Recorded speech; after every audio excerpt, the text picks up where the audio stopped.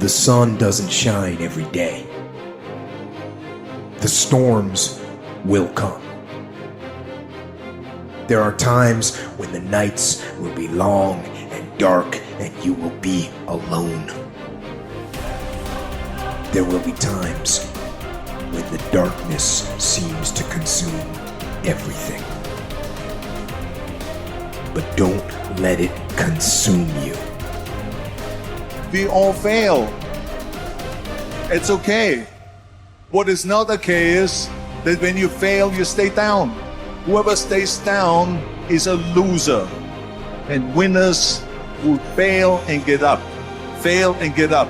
Fail and get up. You always get up. That is a winner. I can accept failure. Everyone fails at some point. I cannot accept not trying. It is your losses that will humble you. It is your losses that will give you a drive. It doesn't matter about what happened yesterday. It doesn't matter what happens to you. The only thing matters, what are you going to do about it? As long as you're here, you have a chance to transcend yourself. You can decide that you're going to stand up to life. It's necessary you take responsibility for it. That you don't give up, that you don't take any objection or disappointment or defeats personally. So yes, I'm in charge here. I'm going to do something about this situation. When you embark this journey, you must know that it's going to go down before it comes up. But when it comes up, it's going to go so much higher than you've ever been. Sacrificing today for tomorrow's betterment. But if you didn't know that, you didn't prepare for that, you think something's wrong, maybe it's time to stop. No, it's time to move even further. You have to be equipped mentally to endure this process. Knowing what you're about to go into is step one. Knowing it's an uphill battle, but a winnable one and one that's achievable. Only those who are willing to risk going too far can possibly find out how far one can go. I want to see how far I can go. I want to see what I can accomplish. I want to see what I can do, what I can be, what I can have. I want to see. I don't want to see what I think I can do. I don't want to see what I think is possible. I want to see what my life would look like if I didn't count the cost. Because if you count the cost and you see how much it costs, you might quit. So you got to go in knowing that I don't count the cost. I do as many push-ups as it takes, as many sit-ups as it takes, as many reps as it takes. I pay whatever the price is. You get to a point when you don't count it. You just do whatever it takes to get whatever you want. So you got to consider before you start anything, what is a commitment level? If you commit to something, you don't stop until you win. Wake up in the morning, you rise and you grind. You join that health club, don't quit. You started that business, don't quit. Your mind has got to be steadfast. Your mind's got to be locked in, no matter what. Because we are champions, and we never quit.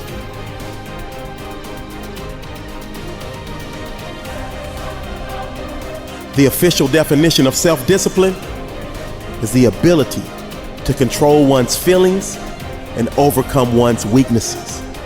Also, it's the ability to pursue what one thinks is right, despite temptations to abandon it.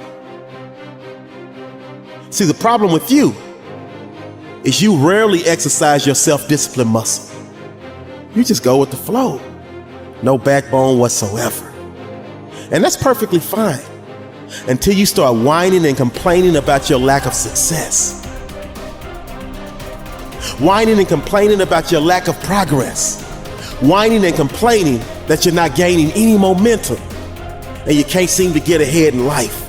You're wasting a bunch of percentage here. We have 80 more percent that we're not tapping into because in this other 80% is suffering, pain, failure, self-doubt, darkness, and then a whole bunch of light. But to get to this light, we gotta go through all of this.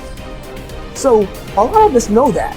I can get over here, but over here, man, this is much better because I gotta go through this journey that is not fun.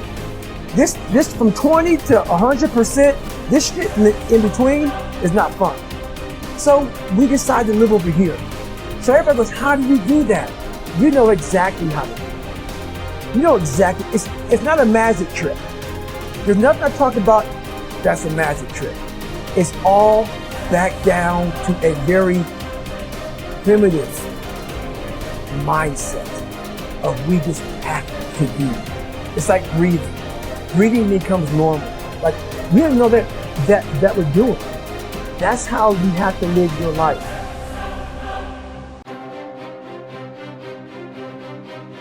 Truth of the matter is that you have a lot of potential as a child, but none of that is capable of manifesting itself as freedom before you become disciplined. And discipline is a matter of the imposition of order, and the order is necessary, especially for people who are hopeless and nihilistic. And what does it mean? Well, it doesn't mean, geez, I hate getting up at 8 o'clock in the morning to get ready for work. That just means that you're not very disciplined, you know, or maybe that it might mean something deeper. But I'd start with lack of discipline before, you know, rearranging your whole life. Because you might say, well, I hate getting up at 8 o'clock in the morning no matter what I'm doing, and then it's not your job. I don't mean don't do difficult things. I mean, watch yourself, and if you see that you're doing things that make you hate yourself, then consider the cost of continuing. You know, if something's valuable, you'll make sacrifices to attain it. That discovery of sacrifice, I think that's what separates it's one of the primary factors separating human beings from animals.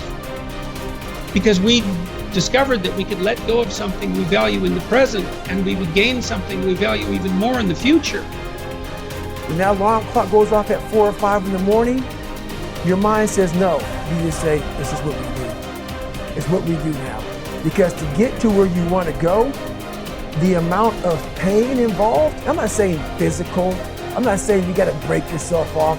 The amount of mental pain of how many times you're going to have to do something that you don't want to do to get to where you want to go. When I was 297 pounds and I was fat as hell trying to be a Navy SEAL, the scariest thing in the world to me, even to this day, was that could have been the rest of my life. I thought then I was trying hard. That's the scariest thing in the world. I thought then, 297 pounds, working for Ecolab, spraying for cockroaches, making $1,000 a month. I thought that was me at my 100% potential. Come to find out, a few years later, I wasn't anywhere near that. 106 pounds less, graduate Navy SEAL training, went on to do all these other things. Looking back on that was me trying hard. That's why people gotta understand, what is in us, we have no idea until we start trying hard. And I mean really trying hard, when you're obsessed with, hey, this is my new norm.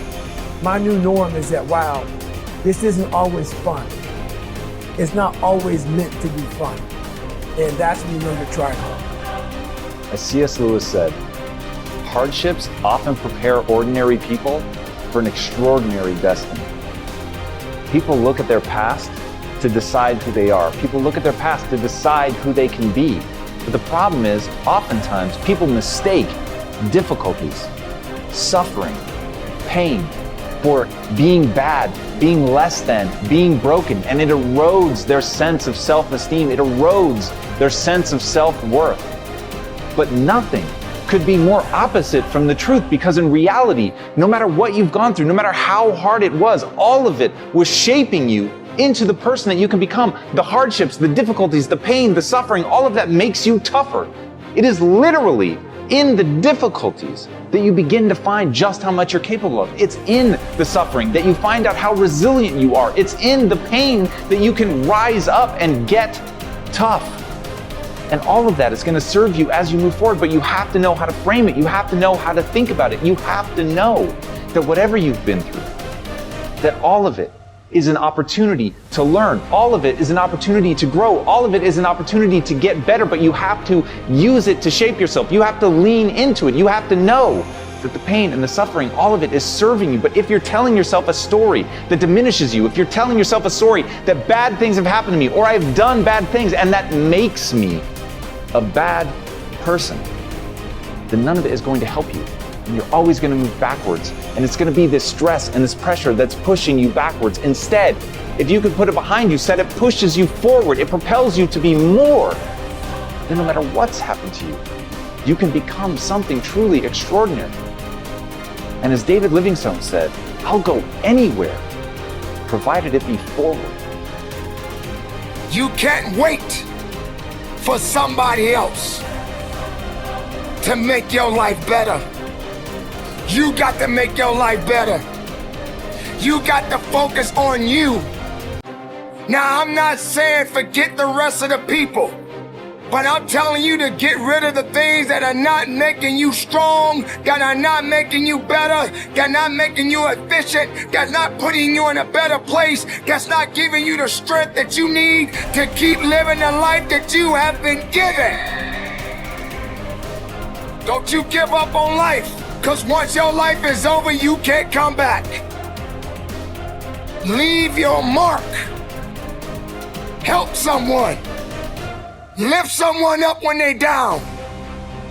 Be the strength for others when they're weak. And maybe when you're at the weakest point in your life, someone will lift you up. Because we all struggle. No one is immune to it. So keep fighting forward.